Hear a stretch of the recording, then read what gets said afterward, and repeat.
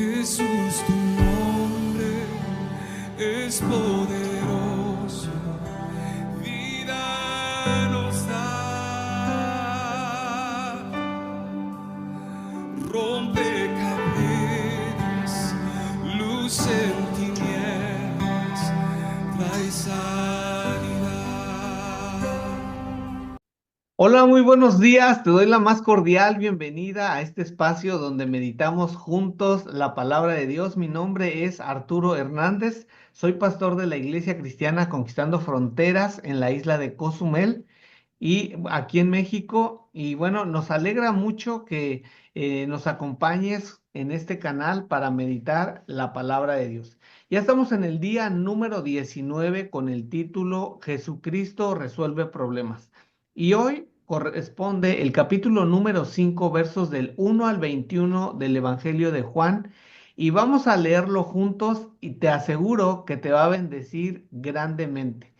Quédate hasta el final del video porque vas a ser grandemente bendecido. Dice así: Después de esto, Jesús fue al otro lado del mar de Galilea, el de Tiberias, y le seguía gran multitud porque veían las señales que hacía en los enfermos. Entonces subió Jesús a un monte y se sentó allí con sus discípulos. Y estaba cerca la Pascua, la fiesta de los judíos. Cuando alzó Jesús los ojos y vio que había venido a él gran multitud, dijo a Felipe: ¿De dónde compraremos pan para que coman estos? Pero esto decía para probarle, porque él sabía lo que había de hacer. Felipe le respondió: 200 denarios de pan no bastarán para que cada uno de ellos tomase un poco. Uno de los discípulos, Andrés, hermano de Simón Pedro, le dijo: Aquí está un muchacho que tiene 5 panes de cebada y 2 pececillos, mas ¿qué es esto para tantos? Entonces Jesús dijo: Hacer recostar la gente, y había mucha hierba en aquel lugar, y se recostaron como un número de 5,000 varones. Y tomó Jesús aquellos panes, y habiendo dado gracias, los repartió entre los discípulos, y los discípulos entre los que estaban recostados, asimismo de los peces cuanto querían. Y, y cuando se hubieron saciado, dijo a sus discípulos: Recoged los pedazos que sobraron, para que no se pierda nada. Recogieron pues y llenaron 12 cestas de pedazos que de los 5 panes de cebada sobraron a los que habían comido. Aquellos hombres entonces, viendo la señal que Jesús había hecho, dijeron: Este verdaderamente es el profeta que había de venir al mundo. Pero entendiendo Jesús que iban a venir para apoderarse de él y hacerle rey, volvió a retirarse al monte él solo. Al anochecer descendieron sus discípulos al mar, y entrando en una barca iban cruzando el mar hacia Cafarnaúm. Estaba ya oscuro y Jesús no había venido a ellos, y se levantaba el mar con un gran viento que soplaba. Cuando habían remado como 25 o 30 estadios, vieron a Jesús que andaba sobre el mar y se acercaban a la barca y tuvieron miedo. Mas él les dijo: Yo soy, no temáis. Ellos entonces con gusto le recibieron en la barca, la cual llegó enseguida a la tierra a donde iba. Estoy seguro que esta meditación te va a bendecir increíblemente. Yo por lo menos puedo notar 3 enseñanzas muy claramente que van a ser de mucha bendición para nuestra vida espiritual. Seguramente que hay más y eso está en que tú puedas descubrirlo, meditar e ir más a fondo. Pero bueno, yo te voy a mostrar las 3 cosas que a mí el Señor ha hablado de esta porción de la Escritura. Por ejemplo, en el versículo número 6. Bueno, todos sabemos que ahí hay un asunto muy difícil, muy complicado humanamente, no para Dios. Hay una gran multitud siguiendo a Jesús. Se entiende que ya hay un tiempo muy prolongado en que lo están siguiendo y el Señor no quiere despedirlos sin que hayan comido. Y resulta, nos dice en el versículo número 6, en el versículo 7, perdón. Felipe le respondió, bueno, desde el 6 dice, pero esto decía para probarle, porque él sabía lo que había de ser. Felipe le respondió, 200 denarios de pan no bastarán para que cada uno de ellos tomase un poco.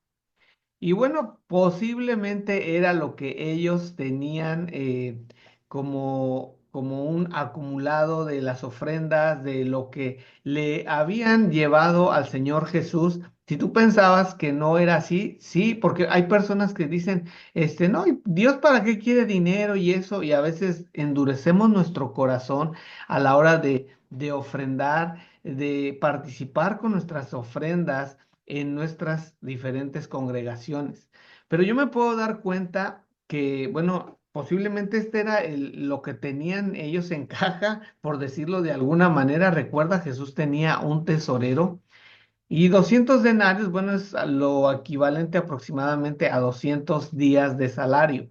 Yo puedo ver, por ejemplo, en Lucas capítulo 8 versos del 1 al 3, donde dice la escritura que había unas mujeres llamadas Susana, Juana, María, algunas personas que habían sanado de algunas enfermedades, habían sido liberadas de demonios.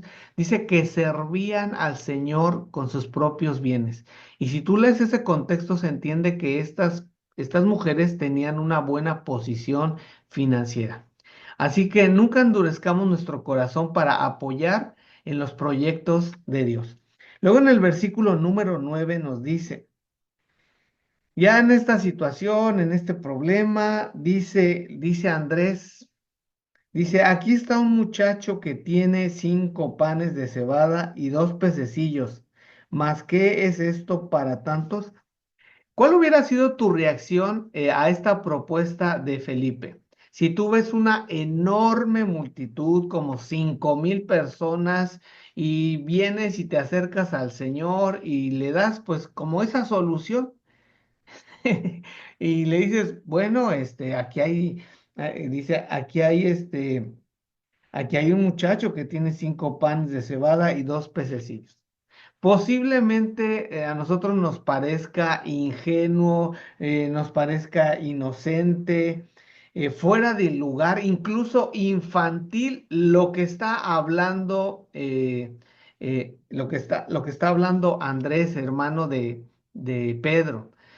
Quizás hasta nos hubiéramos enojado, nos hubiéramos molestado, decir, ¿qué cosas estás hablando? No te das cuenta de cuántas personas se necesitan alimentar. ¿Eso para qué va? Eso no tiene ningún sentido lo que estás proponiendo, lo que estás diciendo. Posiblemente sea algunos se hubieran reído, algunos se hubieran molestado, diferentes reacciones. No sé cuál hubiera sido tu reacción. Pero aquí hay algo, una enseñanza bien importante. Y yo puedo ver que esa iniciativa, ese paso de acción puede generar grandes milagros de Dios cuando tú das el primer paso. No sabe cuántas veces yo le he enseñado a la iglesia, cuántas veces cuando yo doy el primer paso, el Señor, algo sucede, se abre el cielo, pero aquí también tenemos que tener mucho cuidado porque muchas personas van y se endeudan y dicen, ay, di un paso de fe. Eso no es un paso de fe. Tú tienes que esperar, orar y esperar que el cielo se abra y dar pequeños pasos de acción. Te voy a dar así rápido un ejemplo. Cuando nosotros comenzamos la construcción del templo, recuerdo que no teníamos muy poco dinero y yo les decía a los hermanos, no veía mucho ánimo en ellos porque pues no teníamos una gran cantidad como para iniciar un proyecto que ya teníamos un plano, y decíamos, esto no nos va a alcanzar, pero para nada.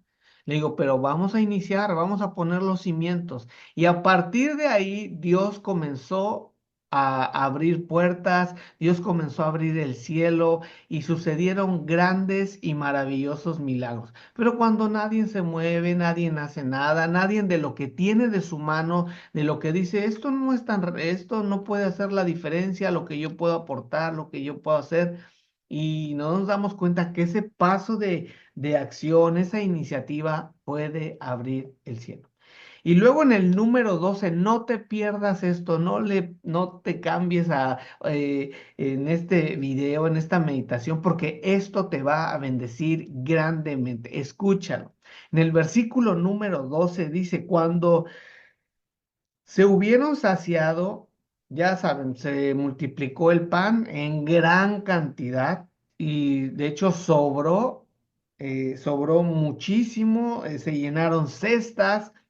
Dice, cuando se hubieron saciado, dijo a sus discípulos, recoged los pedazos que sobraron para que no se pierda nada.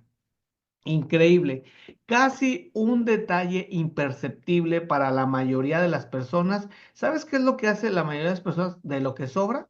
Yo lo he visto a veces en acontecimientos, en fiestas, en reuniones sociales. Todo se tira, lo tiran en vez de a lo mejor regalarlo, que las personas lo lleven, no, se hace un desperdicio terrible. Y no hay que olvidar que nosotros somos administradores y Dios nos ha de pedir cuentas de todo lo que pone en nuestras manos. El Señor Jesús tuvo, imagínense, en tanta multitud que se estaba atendiendo, Él se ocupó de decir, recojan lo que sobró, que no se desperdicie.